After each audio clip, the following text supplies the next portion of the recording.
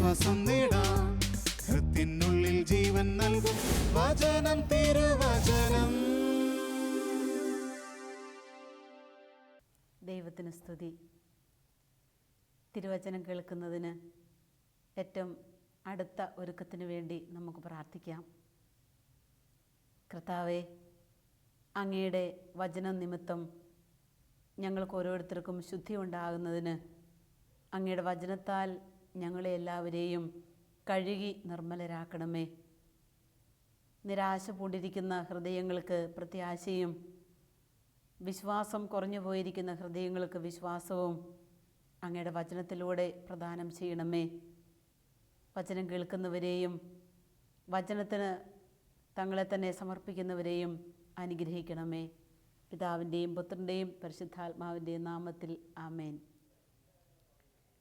നമുക്ക് ഇന്ന് ധ്യാന വിഷയമായിട്ട് വിശുദ്ധ മത്തായിയുടെ സുവിശേഷം 10-ാം അധ്യായം 37-38 തിരുവചനങ്ങൾ ധ്യാനിക്കാം. വചനം ഇപ്രകാരമാണ് പറയുന്നത്: എന്നേക്കാൾ അധികം പിതാവിനെയോ മാതാവിനെയോ സ്നേഹിക്കുന്നവൻ എനിക്ക് യോഗ്യനല്ല.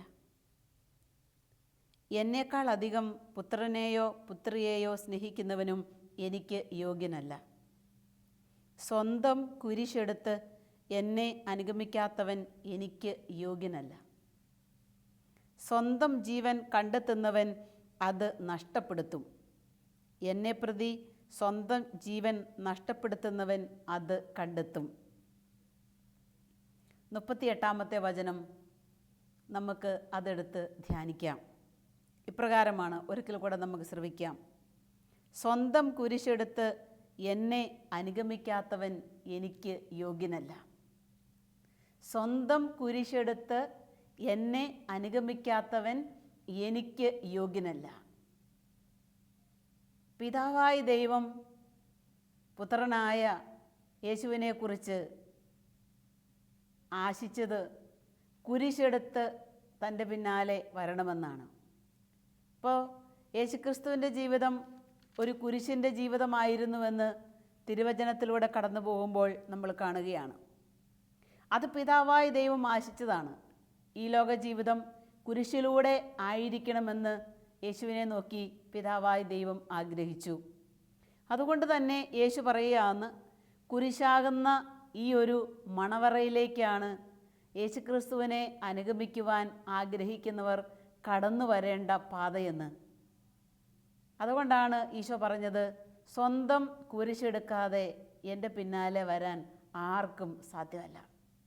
അപ്പോൾ എല്ലാ മനുഷ്യരിലുമുണ്ട് അവനവൻ്റെ ജീവിതത്തിനനുസരിച്ച് തങ്ങളുടേതായ കുരിശുകൾ. ഈ കുരിശാണ് ദൈവമഹത്വത്തിലേക്ക് നമ്മളെ കൊണ്ടുപോയി എത്തിക്കുന്നത്. ഈ കുരിശ് വഹിക്കാതെ എൻ്റെ പിന്നാലെ വരാൻ അവന് യോഗ്യതയില്ല. യേശു കൃത്യമായി വ്യക്തമായി പറയുകയാണ്. കുരിശിനെ പുൽകിയ യേശുക്രിസ്തുവിൻ്റെ ജീവിതത്തെ അനുധാവനം ചെയ്യുവാൻ ആഗ്രഹിക്കുന്ന എല്ലാവരും അവനവൻ്റെ കുരിശു വഹിച്ച് കുരിശെടുത്ത് യേശുവിൻ്റെ പിന്നാലെ അവർ യാത്രയാകണം. അങ്ങനെയാണെങ്കിൽ നമുക്കെല്ലാവർക്കും ഉണ്ട് നമ്മുടേതായ ജീവിതത്തിൻ്റെ കുരിശുകൾ. ഈ കുരിശുകളാണ് മഹത്വത്തിലേക്കും ദൈവത്തിൻ്റെ സ്നേഹത്തിലേക്കും വിശുദ്ധമായ ജീവിതത്തിലേക്കും നമ്മളെ ഓരോരുത്തരെയും കൈപിടിച്ച് നയിക്കുന്നത്. അപ്പോൾ ഈ കുരിശുകൾ സ്വീകരിക്കാനായിട്ട് നമുക്ക് സാധിക്കണമെങ്കിൽ ഒരു ക്ഷമയില്ലാതെ കുരിശ് സ്വീകരിക്കാനായിട്ട് നമുക്ക് ബുദ്ധിമുട്ടുകളാണ്. രോഗത്തിൻ്റെ പ്രയാസങ്ങൾ നമ്മളെ തുടരെ തുടരെ തുടരെ കാർന്നു തിന്നുമ്പോൾ നമ്മൾ അസ്വസ്ഥരാകാറുണ്ട്, നീരസം പ്രകടിപ്പിക്കാറുണ്ട്. അതിൻ്റെ പേരിൽ ബുദ്ധിമുട്ടുകൾ മറ്റു പലരോടും നമ്മൾ പങ്കുവയ്ക്കാറുണ്ട്. അതെല്ലാം സ്നേഹപൂർവ്വം ഏറ്റെടുക്കാൻ നമുക്ക് ക്ഷമയാകുന്ന വലിയ ശക്തി ആയുധമാണ്. വിശുദ്ധ ആഗസ്തീനോസ് പറയുന്ന ഒരു കാര്യമുണ്ട്: നീതിമാനും പാപിയും ഒക്കെ കുരിശെടുക്കണം. നീതിമാനും പാപിയും കുരിശെടുക്കുമ്പോൾ നീതിമാനായിട്ടുള്ളവൻ അവൻ്റെ കുരിശ് സന്തോഷത്തോടെ എടുക്കുന്നു. അവനത് സന്തോഷം പ്രദാനം ചെയ്യുന്നു, ആനന്ദം പ്രദാനം ചെയ്യുന്നു. പാപിയായവൻ അവനും ഈ കുരിശ് വഹിക്കാനുണ്ട്, അവനും ഈ കുരിശ് വഹിക്കുന്നു. പക്ഷേ അവന് ഈ കുരിശ് ഒരു പിറുപിറുപ്പാണ്, ആവലാതിയാണ്, അവന് സമാധാനം കൊടുക്കുന്നില്ല. വിശുദ്ധ അഗസ്തീനോസ് പറഞ്ഞു വയ്ക്കുകയാണ്, അതുകൊണ്ട് നീതിമാനും പാപിയും സഹിക്കുന്നു, അവർ ഇരുകൂട്ടരും കുരിശുകൾ വഹിക്കുന്നു, എങ്കിൽ പിന്നെ സന്തോഷത്തോടുകൂടെ അനുദിന ജീവിതത്തിൻ്റെ കുരിശുകളെടുത്ത് യേശുക്രിസ്തുവിൻ്റെ പിന്നാലെ പോവുകയാണെങ്കിൽ സമാധാനം ഉണ്ടായിരിക്കും എന്ന് വിശുദ്ധ അഗസ്തീനോസ് പറഞ്ഞു വയ്ക്കുന്നത് വളരെ കൃത്യമായ ഒരു കാര്യമാണ്. പ്രിയ സഹോദരീ സഹോദരന്മാരെ, ദൈവം നമ്മളെ സ്നേഹിക്കുന്നതുകൊണ്ട്, എന്നെയും നിന്നെയും സ്നേഹിക്കുന്നതുകൊണ്ട് നമ്മുടെ ജീവിതത്തിൽ ഒഴിച്ചുകൂടാൻ മേലാത്തതാണ് നമുക്ക് ഓരോ ദിവസവും നമ്മുടെ ജീവിതത്തിലേക്ക് കടന്നു വരുന്ന ജീവിത കുരിശുകൾ. കുരിശ് എന്ന് നമ്മളത് പറയുമ്പോൾ അതിനൊരുപാട് തലങ്ങളുണ്ട്. ഓരോ മനുഷ്യരും അവനവൻ്റെ ജീവിതത്തിൻ്റെ വിഷയത്തെ നോക്കിക്കാണുന്നത് ഓരോരോ കോണിലൂടെയാണ്, ഓരോരോ വീക്ഷണത്തിലൂടെയാണ്. ആ വീക്ഷണം രക്ഷാകരമാണെങ്കിൽ ഈ കുരിശ് നമുക്ക് സന്തോഷത്തോടെ സ്വീകരിക്കാം. അമ്മ ത്രേസ്യ ഒരു ദിവസം രോഗിയായി കട്ടിലിൽ കിടപ്പാണ്. അവളുടെ വേദനകൾ കൊണ്ട് അവൾ പൊളയുകയാണ്. ശരീരം മുഴുവനും വേദനയാണ്, സഹിക്കാൻ വയ്യാത്ത വേദന. അപ്പോൾ ഈ വേദനയിൽ അവൾ യേശുവിനോട് ചേർന്ന് സഹിച്ചുകൊണ്ടിരിക്കുന്ന സമയം യേശുക്രിസ്തു തൻ്റെ മുറിവേറ്റ ശരീരം അമ്മ ത്രേസ്യയ്ക്ക് കാണിച്ചു കൊടുക്കുകയാണ്. അമ്മ ത്രേസ്യ മുറിവേറ്റ യേശുക്രിസ്തുവിനെ നോക്കിക്കൊണ്ട്, ആ മുറിവേറ്റ ശരീരത്തേക്ക് നോക്കിക്കൊണ്ട് അവൾ ഇപ്രകാരം പറഞ്ഞു, യേശുവേ, എൻ്റെ ശരീരത്ത് വേദനയില്ല. യേശുവേ, എൻ്റെ ശരീരത്തിൽ ഇപ്പോൾ വേദനയില്ല. അതുപോലെ വേദനയേറ്റ യേശുവിൻ്റെ ശരീരം അമ്മ ത്രേസ്യയുടെ കണ്ണുകൾ ദർശിച്ചു കഴിഞ്ഞപ്പോൾ അമ്മ ത്രേസ്യ പറയാണ്, എൻ്റെ ഈ രോഗപീഠകൾക്ക് വേദന ഇല്ല എന്ന്. നമുക്ക് മുൻപേ കുരിശെടുത്ത് പിതാവിൻ്റെ ഹിതം നിറവേറ്റിയ പുത്രൻ്റെ പിന്നാലെ പോകാൻ അവൻ ഒറ്റ വ്യവസ്ഥയെ നമ്മൾക്ക് തരുന്നുള്ളൂ, ഒറ്റ വ്യവസ്ഥയെ വെക്കുന്നുള്ളൂ. അനുദിന ജീവിതത്തിൻ്റെ കുരിശെടുത്ത് അവൻ്റെ കൂടെ ചെല്ലാനായിട്ടുള്ള കൃപ. പ്രശ്നങ്ങളിലും വൈരുദ്ധ്യങ്ങളിലും സഹനങ്ങളിലുമൊക്കെ നമ്മൾ അക്ഷമരാകുന്നത് കൊണ്ട് പ്രത്യേക അർത്ഥമൊന്നുമില്ല. തിരുവചനത്തിലേക്ക് കടന്നു ചെല്ലുമ്പോൾ സങ്കീർത്തന പുസ്തകം 32:9 നമ്മൾ ഇപ്രകാരം കാണുകയാണ്, നീ കുതിരയെയും കോവർ കഴുതിയെയും പോലെ ബുദ്ധി ഇല്ലാത്തവനാകരുത്. നീ കുതിരയെയും കോവർ കഴുതിയെയും പോലെ ബുദ്ധി ഇല്ലാത്തവനാകരുത് എന്ന് വെച്ചാൽ ഈ വചനം നമ്മളെ പഠിപ്പിക്കുന്നത് ഒറ്റ കാര്യമേ ഉള്ളൂ. ജീവിതമാണോ സഹനമുണ്ടാകും, മനുഷ്യനാണോ സഹനമുണ്ടാകും. അപ്പോൾ അത് സ്നേഹപൂർവ്വം സ്വീകരിക്കുക എന്നുള്ളതാണ്. നമുക്കറിയാം, യേശുവിൻ്റെ കുരിശിൻ്റെ ഇടത്തും വലത്തും ഓരോ കള്ളന്മാർ കിടപ്പുണ്ടായിരുന്നു. രണ്ടുപേർക്കും കുരിശാണ്, നടുക്ക് യേശുവും കിടപ്പുണ്ട്. യേശുവും കുരിശിലാണ് കിടക്കുന്നത്. ഇവർ രണ്ടുപേരും കുരിശിൽ കിടക്കുകയാണ്. രണ്ടു പേർക്കും ഒരേ സഹനമാണ്. കുരിശിൽ തൂങ്ങുന്ന രണ്ടു പേർക്കും തൂങ്ങിക്കിടക്കുന്ന രണ്ടു പേർക്കും ഒരേ സഹനമാണ്. അവരൊരേ വേദനകൾ ഏറ്റു വാങ്ങിക്കൊണ്ടിരിക്കുക. പക്ഷേ ഒരു സ്ഥലത്ത് യേശുക്രിസ്തുവിൻ്റെ ഒരു വശത്ത് കിടന്നവൻ ആ വേദനയെ രക്ഷാകരമാക്കുകയാണ്. മറു സൈഡിൽ കിടന്നവനോ ആ വേദനയെ ശാപമാക്കി, പാപമാക്കി, തിന്മയാക്കി, അസ്വസ്ഥതകളാക്കി അവൻ മാറ്റുകയാണ്. അപ്പോൾ ഒരു സൈഡിൽ കിടന്ന ഈ കള്ളൻ അവൻ അനുഭവിച്ച വേദനകൾ രക്ഷാകരമാക്കി അവൻ സ്വർഗം പുൽകുന്നത് നമ്മൾ കാണുകയാണ്. എന്നെ കൂടെ ഓർക്കണമേ എന്ന് നടുവിൽ കിടക്കുന്ന, കുരിശിൽ കിടക്കുന്ന ഗുരുവിനോട് അവൻ പ്രാർത്ഥിക്കുക, നീ നിൻ്റെ രാജ്യത്തിലായിരിക്കുമ്പോൾ എന്നെ കൂടെ ഓർക്കണേ, നീ നിൻ്റെ രാജ്യത്തിലായിരിക്കുമ്പോൾ എന്നെ കൂടെ ഓർക്കണമേ. ആ സഹനത്തെ രക്ഷാകരമാക്കി. എത്രയോ മനുഷ്യർ ലോകത്തിൻ്റെ വ്യത്യസ്തങ്ങളായ ഭാഗങ്ങളിൽ ഈ സഹനം ഏറ്റുവാങ്ങുന്നവരുണ്ട്. വർഷങ്ങളായി തളർന്ന് കട്ടിലിൽ എഴുന്നേക്കാൻ മേലാതെ കിടന്ന് വേദന അനുഭവിക്കുന്നവരുണ്ട്. ആശുപത്രികളിൽ കിടപ്പ് രോഗികളായി കിടക്കുന്നവരുണ്ട്. വൈദ്യശാസ്ത്രം ഉപേക്ഷിച്ച ഒരുപാട് വേദന സഹിക്കുന്ന മനുഷ്യരുണ്ട്. എങ്ങനെയായാലും എല്ലാ മനുഷ്യരും സഹിച്ചുകൊണ്ടിരിക്കുകയാണ്. എല്ലാ മനുഷ്യരും സഹിക്കുന്നുണ്ട്. എന്നാൽ ഈ വേദന തൻ്റെ രക്ഷയ്ക്ക് ഉപകരിക്കുന്നവർ, അതിന് വേണ്ടി സമർപ്പിക്കുന്നവർ, അതിനു വേണ്ടി തങ്ങളുടെ ജീവിതത്തെ സമർപ്പിക്കുന്നവർ ചുരുക്കമാണ്. വിശുദ്ധ അഗസ്തീനോസ് പറയുന്നത് പോലെ എല്ലാ മനുഷ്യരും സഹിക്കണം. എല്ലാ മനുഷ്യർക്കുമുണ്ട് സഹനത്തിൻ്റെ ഒരു നാളുകൾ. എങ്കിൽ അത് വിശുദ്ധമാക്കിക്കൂടെ? വീട്ടിൽ നമ്മൾ അനുഭവിക്കുന്ന ചില സഹനങ്ങൾ ദൈവം അനുവദിക്കപ്പെട്ടതാ, ദൈവം അംഗീകരിച്ചതാ. അത് നമുക്ക് നമ്മുടെ രക്ഷയ്ക്കായി മാറ്റുമ്പോൾ ഒരു കാര്യം ഓർക്കണം, നമ്മുടെ ജീവിതത്തിൻ്റെ ഈ കുരിശും എടുത്തുകൊണ്ട് യേശുവിൻ്റെ പിന്നാലെ നമ്മൾ യാത്രയാവുകയാണ് ചെയ്യുന്നത്. ഈ കുരിശ് നമുക്ക് തരുന്ന ശക്തി വളരെ വലുതാണ്. ഈ ശക്തി നമ്മുടെ ഹൃദയത്തിൽ ജീവിക്കുമ്പോഴാണ് വിശുദ്ധമായ ജീവിതത്തിലേക്ക് നമുക്ക് കടന്നു പോകാൻ സാധിക്കുക. ഒരു കുരിശ് അല്ലെങ്കിൽ ഒരു ജീവിത പ്രശ്നം നമ്മളിലേക്ക് കടന്നു വരുമ്പോൾ നമ്മൾ ബോധപൂർവം അത് ഒഴിവാക്കാനായിട്ട് പരിശ്രമിക്കാറുണ്ട്. ഇവിടെ എന്താ പ്രശ്നം എന്ന് ചോദിച്ചാൽ, നമുക്കുണ്ടാകുന്ന ഈ കുരിശ് നമ്മൾ സ്വീകരിക്കാൻ, ഒഴിവാക്കാൻ ബുദ്ധിമുട്ടുമ്പോൾ, അത് സ്വീകരിക്കാൻ ബുദ്ധിമുട്ടുമ്പോൾ അതിനേക്കാളും വലിയൊരു കുരിശ് നമ്മുടെ ജീവിതത്തിലേക്ക് വരികയാണ്. ഒന്നൊഴിവാക്കി വിട്ടതാ, പക്ഷെ അതിലും വലുത് വേറൊന്ന് വരികയാണ്.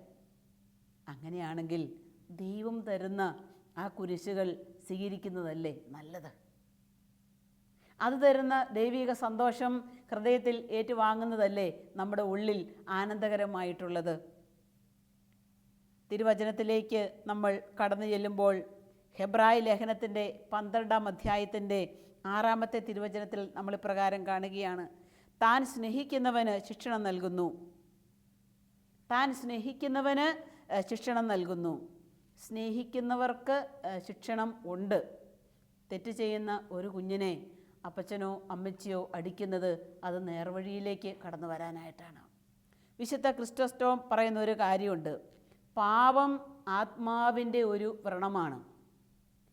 ആ രോഗബാധിതമായ സ്ഥലത്തെ നീക്കം ചെയ്യുന്നതിനായിട്ട് സഹനം വരുന്നത് നമ്മുടെ ആത്മാവ് സ്വീകരിക്കുന്നില്ലെങ്കിലോ? അപ്പോൾ ആത്മാവിൻ്റെ വ്രണമാണ്. ഈ ആത്മാവിൻ്റെ വ്രണം ചിലപ്പോൾ ഒഴിവാക്കാനായിട്ട് ചില സഹനങ്ങൾ നമ്മൾ ഏറ്റുവാങ്ങേണ്ടതായിട്ടുണ്ട് എന്ന് വിശുദ്ധ ക്രിസ്റ്റോസ്റ്റോം പറയുകയാണ്.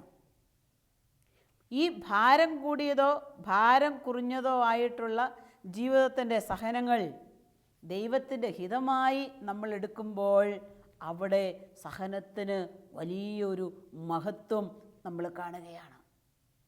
ഈ സഹനത്തിൻ്റെ മഹത്വമാണ് സ്വർഗത്തോളം നമ്മളെ എത്തിക്കുന്നത്.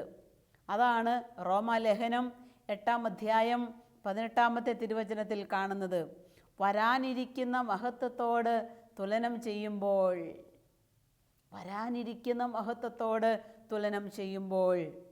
ഈ കഴിഞ്ഞ ആഴ്ചയിലെ ധ്യാനത്തിന് കൊളത്തുവയൽ ധ്യാനകേന്ദ്രത്തിൽ ധ്യാനിക്കാൻ വന്ന ഒരു സഹോദരൻ ഒരു പ്രത്യേക സൈസ് അലർജിയാൽ ശരീരം മുഴുവനും ഇങ്ങനെ പൊട്ടി വെള്ളം ഒഴുകിക്കൊണ്ടിരിക്കുക.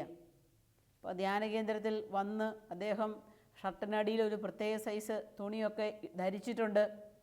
വെള്ളം ശരീരത്തിൽ നിന്നിങ്ങനെ ഇറ്റ് വീഴുന്നത് കൊണ്ട് സഹോദരൻ ഒരുപാട് പ്രാർത്ഥിക്കാൻ വന്നപ്പം പറഞ്ഞു, സിസ്റ്ററെ, ഈ ഒരു രോഗം വൈദ്യശാസ്ത്രത്തിന് സുഖപ്പെടുത്താനായിട്ട് സാധിച്ചിട്ടില്ല. പക്ഷേ എനിക്കിത് എൻ്റെ ശരീരത്തിൽ ഇപ്രകാരം ഒരു വേദനയും പകച്ചിലും നീറ്റലും ഉള്ളത് എനിക്കൊരു സന്തോഷമാണ്, എനിക്കൊരു ആനന്ദമാണ്. ഇത് ഈ ഭൂമിയിൽ ഇത്ര എനിക്ക് അനുഭവിക്കുവാണെങ്കിൽ സ്വർഗത്തിൽ എനിക്ക് വലിയ സന്തോഷം കിട്ടുമല്ലോ. ആ സഹോദരൻ പറയുകയാണ്, ഈ ഭൂമിയിൽ ഞാനിത് അനുഭവിക്കുകയാണെങ്കിൽ സ്വർഗത്തിൽ എനിക്ക് വലിയ സന്തോഷം കിട്ടുമല്ലോ.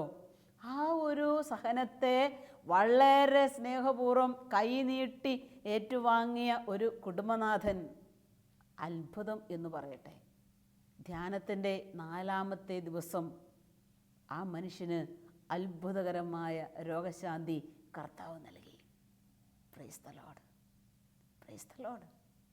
സഹനത്തെ സ്വീകരിച്ചു കഴിഞ്ഞപ്പോൾ ആ രോഗം, ആ ശരീരത്തിൽ സമ്മാനിച്ച വേദനകൾ സന്തോഷമായി ആ സഹോദരൻ ഹൃദയത്തിൽ ഏറ്റുവാങ്ങിയപ്പോൾ കർത്താവിൻ്റെ ശക്തി അദ്ദേഹത്തിൽ പ്രകടമായി. സൗഖ്യത്തിലേക്ക് കർത്താവ് നയിച്ചു. പക്ഷേ ആ സഹോദരൻ ഒരു പൂർണ്ണ സൗഖ്യം കിട്ടില്ല എന്ന് വൈദ്യശാസ്ത്രം പറഞ്ഞതുകൊണ്ട് സൗഖ്യത്തിനായിട്ട് ആഗ്രഹിച്ചിരുന്നില്ല എന്നാണ് പങ്കുവച്ചത്. പക്ഷേ ദൈവം ആ കുരിശെടുത്തു കഴിഞ്ഞപ്പോൾ ആ കുരിശിലുണ്ടായിരുന്ന മഹത്വം കാണാൻ, ആ രോഗത്തിലുണ്ടായിരുന്ന വേദനകൾ സ്വീകരിക്കാൻ കർത്താവ് കൃപ നൽകി അനുഗ്രഹിക്കുകയാണ് ചെയ്തത്. പൗലോസ്ലീഹ കൊറിന്തോസ്യർക്ക് എഴുതിയ 2-ാം ലേഖനം 4-ാം അധ്യായത്തിൻ്റെ 17-ാമത്തെ തിരുവചനത്തിൽ നമ്മൾ പ്രകാരം കാണുകയാണ്: ഞങ്ങളുടെ ക്ലേശങ്ങൾ നിസാരവും ക്ഷണികവുമാണ്, ഫലമോ അനുപമമായ മഹത്വവും. പൗലോസ്ലീഹ കൊറിന്തോസ്യർക്ക് 2-ാം ലേഖനം 4:17. ഞങ്ങളുടെ ക്ലേശങ്ങൾ നിസാരമാണ്, മാത്രമല്ല അത് ക്ഷണികവുമാണ്. എന്നാൽ നിസാരവും ക്ഷണികവുമായ ഈ സഹനം നൽകുന്ന മഹത്വം അനുപമമായ മഹത്വമാണ് എന്നാണ് വചനം പറയുക. അപ്പോൾ ജീവിതത്തിൻ്റെ ക്ലേശങ്ങൾ നമ്മുടെ മുൻപിലേക്ക് കടന്നു വരുമ്പോൾ നമുക്ക് ആ ജീവിത ക്ലേശങ്ങളോട് പറയാനായിട്ടൊരു കാര്യമുണ്ട്. ആ ജീവിത ക്ലേശങ്ങളെ നോക്കി നമുക്ക് പറയാനായിട്ടൊരു വാക്കുണ്ട്. ആ ജീവിത പ്രശ്നങ്ങളെ നോക്കി പറയാനുള്ള വാക്കിതാ: എനിക്കൊരു കർത്താവുണ്ട് കേട്ടോ, എനിക്കൊരു കർത്താവുണ്ട്, എനിക്കൊരു വിശ്വാസമുണ്ട്, എനിക്കൊരു മഹത്വമുണ്ട് എന്ന് പറയാനുള്ള ആ വലിയ ആത്മധൈര്യം നമുക്ക് കിട്ടുകയാണെങ്കിലോ ഒരുപാട് ശക്തി നമ്മുടെ ഉള്ളിൽ നമുക്ക് അനുഭവിക്കാനായിട്ട് സാധിക്കും. അപ്പോൾ യേശുക്രിസ്തു പറഞ്ഞതുപോലെ എന്നെ അനുഗമിക്കാൻ ആഗ്രഹിക്കുന്നവൻ എൻ്റെ കുരിശെടുത്ത് എൻ്റെ പിന്നാലെ വരട്ടെ എന്ന് പറയുന്ന ഒരഭിഷേകം നമുക്ക് കിട്ടുകയാണ്. വാസ്തവത്തിൽ ഈ ഒരു സഹനത്തിലൂടെ കടന്നു പോകുന്ന മനുഷ്യർ അവർ സ്നേഹം വാസ്തവത്തിൽ അനുഭവിക്കുകയാണ് എന്ന് നമുക്ക് പറയാം. സഹനം സ്നേഹത്തിൻ്റെ ഒരു ഉരകല്ലാണ്. സഹനം സ്നേഹത്തിൻ്റെ ഒരു ഉരകല്ലാണ്. എത്ര സ്നേഹം നമുക്ക് യേശുവിനോടുണ്ടോ, അവിടുത്തെ വാഗ്ദത്തങ്ങളോടുണ്ടോ, അത്രയും ശക്തി നമ്മൾക്ക് കിട്ടുകയാണ്. ഓരോ മനുഷ്യരൊക്കെ അവരവരുടെ വീട്ടിലിരുന്നും ജോലി സ്ഥലത്തും ആയിരിക്കുന്ന രോഗാവസ്ഥയിലൊക്കെ എന്തുമാത്രം വേദനകൾ സഹിക്കുന്ന മനുഷ്യരാണ് ഈ ലോകത്തുള്ളത്. സഹനദാസര് അതെല്ലാം കൂടെ ഒന്ന് കൂട്ടിച്ചേർത്ത് കഴിയുമ്പോഴോ എന്തുമാത്രം മഹത്വമാണ്. മറ്റനേകരുടെ സഹനങ്ങളാണ് നമ്മുടെ ജീവിതത്തിൻ്റെ മുതൽക്കൂട്ട്. ഇന്ന് സന്തോഷമായിട്ട് സമാധാനമായിട്ട് അവിടുത്തെ ആരാധിച്ച് സ്നേഹിച്ച് മഹത്വപ്പെടുത്തി ജീവിക്കുന്നുണ്ടെങ്കിൽ ഇങ്ങനെ മറുപുറത്ത് സ്നേഹത്തോടെ സഹിക്കുന്ന ഒരുപാട് വ്യക്തികളുടെ സഹനമാണ് നമ്മളെ സഹായിച്ചുകൊണ്ടിരിക്കുന്നത്. പ്രഭാഷകൻ്റെ പുസ്തകത്തിൻ്റെ 6-ാം അധ്യായത്തിൽ 8-ാമത്തെ വചനം ഇപ്രകാരം നമ്മൾ കാണുകയാണ്: സൗകര്യം നോക്കി സൗഹൃദം നടിക്കുന്നവരുണ്ട്, കഷ്ടദിനത്തിൽ അവരെ നമ്മൾ കാണില്ല.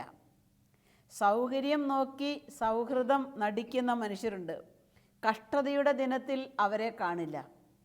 കഷ്ടതയുടെ ദിനത്തിൽ നമ്മുടെ അടുത്തുള്ളത് നമ്മൾക്ക് കാണാൻ സാധിക്കുന്നത് ദൈവത്തെയാണെങ്കിൽ നമുക്ക് സമാധാനമായി.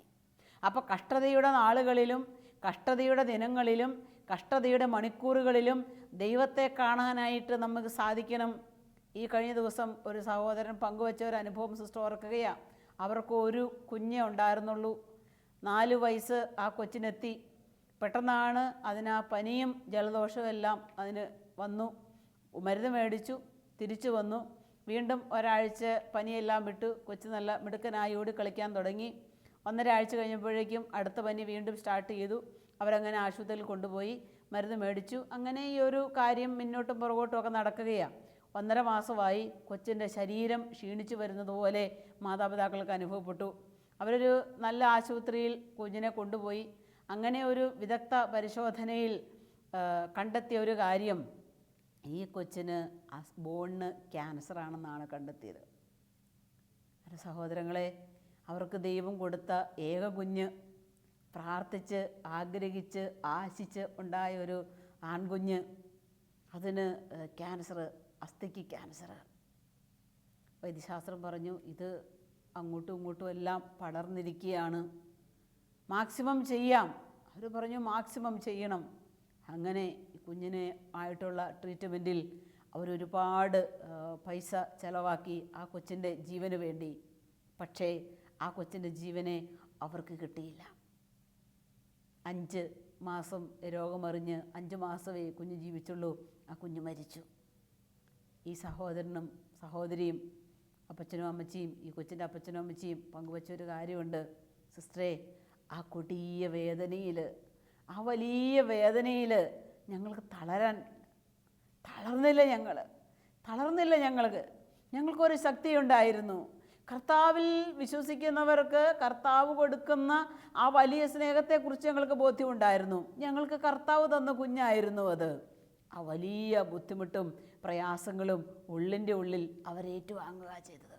അങ്ങനെ മനുഷ്യജീവിതത്തിലേക്ക് നോക്കുമ്പോൾ, അനുദിന ജീവിതത്തിലേക്ക് നമ്മൾ കണ്ണോടിക്കുമ്പോൾ എന്തുമാത്രമുള്ള പ്രയാസങ്ങളും വിഷമതകളും ബുദ്ധിമുട്ടുകളും ഒക്കെയാണ് നമ്മളെ അലട്ടുന്നത്. അവിടെയെല്ലാം ദൈവത്തിൻ്റെ വിരിഞ്ഞ പരിപാലനയുടെ കരങ്ങൾ നമുക്ക് ദർശിക്കുവാനായി സാധിച്ചുവെങ്കിൽ മക്കളെക്കുറിച്ചുള്ള ദുഃഖം, ജീവിത പങ്കാളിയെക്കുറിച്ചുള്ള ദുഃഖം, ജോലിയില്ലായ്മയെക്കുറിച്ചുള്ള ദുഃഖം, കടബാധ്യതകളെക്കുറിച്ചുള്ള പ്രശ്നങ്ങൾ, കുടുംബജീവിതത്തിൽ സമാധാനമില്ലാത്തതിൻ്റെ അന്തരീക്ഷങ്ങൾ, ജീവിക്കാൻ മുന്നോട്ട് ഒരു കാര്യവും കാണാത്തതിൻ്റെ, പ്രത്യാശയില്ലാത്തതിൻ്റെ സങ്കടങ്ങൾ, പ്രിയമക്കളെ, ഇതെല്ലാം നിസാരവും ക്ഷണികവുമാണെന്ന് വിശ്വസിക്കുന്ന ഒരാൾക്ക് ലഭിക്കാൻ പോകുന്നത് കർത്താവിൻ്റെ നിത്യമായ മഹത്വമാണെന്ന് തിരുവചനം നമ്മളെ പഠിപ്പിക്കുകയാണ്. വിശുദ്ധ ബെർണാഡ് പറയുന്ന ഒരു കാര്യമുണ്ട്. ക്രൂശിതനെ സ്നേഹിക്കുന്നവൻ സഹനത്തെയും നിന്ദനത്തെയും സ്നേഹിക്കുന്നു. ബെർണാഡ് പുണ്യാളൻ പറയുകയാണ്, ക്രൂശിതനെ സ്നേഹിക്കുന്നവൻ നിന്ദനത്തെയും സഹനത്തെയും സ്നേഹിക്കുന്നു. അപ്പോൾ ക്രൂശിതനെ സ്നേഹിക്കുന്ന നമുക്ക്, ക്രൂശിതനെ ഉള്ളിൽ സംവഹിക്കുന്ന നമുക്ക് അവൻ തരുന്ന സഹനങ്ങൾ സ്വീകരിക്കാനായിട്ട് നമുക്ക് സാധിക്കണം. രോഗാവസ്ഥയിലും കഷ്ടതകളിലും ഒക്കെ നമ്മൾ ഈ സഹനത്തിൽ ജയിച്ചു നിൽക്കുകയാണെങ്കിൽ വെളിപാട് പുസ്തകത്തിൻ്റെ 2:17 നമ്മളിൽ ജീവിക്കും. വിജയം നൽകുന്നവന് ഞാൻ നിഗൂഢമന്ന നൽകും.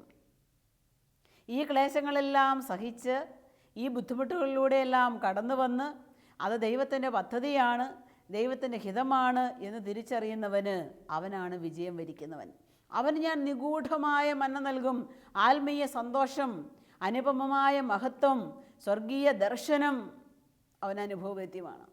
അതുകൊണ്ട് എന്നെ കേൾക്കുന്ന പ്രിയ സഹോദരി സഹോദരന്മാരെ, നമ്മൾക്കെല്ലാവർക്കും സഹനങ്ങളുണ്ട്. എല്ലാ മനുഷ്യരിലുമുണ്ട് സഹനങ്ങൾ. അതുകൊണ്ട് അവയെല്ലാം എടുത്ത് അതെല്ലാം നെഞ്ചിലേറ്റി ക്രിസ്തുവിൻ്റെ പിന്നാലെ, യേശുവിൻ്റെ പിന്നാലെ അവനെ സ്നേഹിക്കുന്നുവെങ്കിൽ, അവനിൽ വിശ്വസിക്കുന്നുവെങ്കിൽ ഈ സഹനങ്ങളെല്ലാം എടുത്ത് അവൻ്റെ പിന്നാലെ ചെല്ലാനാണ് തിരുവചനം നമ്മളെ ഓർമ്മിപ്പിക്കുന്നത്. അതുകൊണ്ട് കഷ്ടതകളെ ഓർത്ത് സങ്കടപ്പെടാതെ, പരാജയങ്ങളിൽ മനസ്സ് പതറാതെ, രോഗങ്ങളിൽ വിശ്വാസത്തോടെ പിടിച്ചു നിൽക്കുവാൻ നമുക്ക് ക്രൂശിതനായ മിശിഹായോട് പ്രാർത്ഥിക്കാം. നമുക്കൊരു നിമിഷം കണ്ണുകളടച്ച് പ്രാർത്ഥിക്കാം. കർത്താവേ, അങ്ങയുടെ തിരുവചനം ഞങ്ങളുടെ ഹൃദയത്തിന് വെളിച്ചമാകുവാൻ അവിടുന്ന് അനുവദിക്കണമേ. അനുദിന ജീവിതത്തിൻ്റെ കുരിശെടുത്ത് നിൻ്റെ പിന്നാലെ വരാൻ ഞങ്ങൾക്ക് സാധിക്കുന്നില്ലെങ്കിൽ ഞങ്ങൾ നിനക്ക് യോഗ്യരല്ല എന്ന് ഞങ്ങൾ തിരിച്ചറിയുന്നു. മിശിഹായെ, ഞങ്ങളുടെ ജീവിതത്തിലേക്ക് തരുന്നതെന്തും സ്നേഹപൂർവ്വം സ്വീകരിച്ചുകൊണ്ട് നിന്നെ അനുഗമിക്കുവാൻ, സ്വർഗീയ മഹത്വത്തിലേക്ക് പ്രവേശിക്കുവാൻ ഈ വചനം കേട്ട ഞങ്ങളെ എല്ലാവരെയും ഏറ്റവും താഴ്മയോടെ അനുഗ്രഹിച്ചാലും. പിതാവിൻ്റെയും പുത്രൻ്റെയും പരിശുദ്ധാത്മാവിൻ്റെയും നാമത്തിൽ ആമേൻ.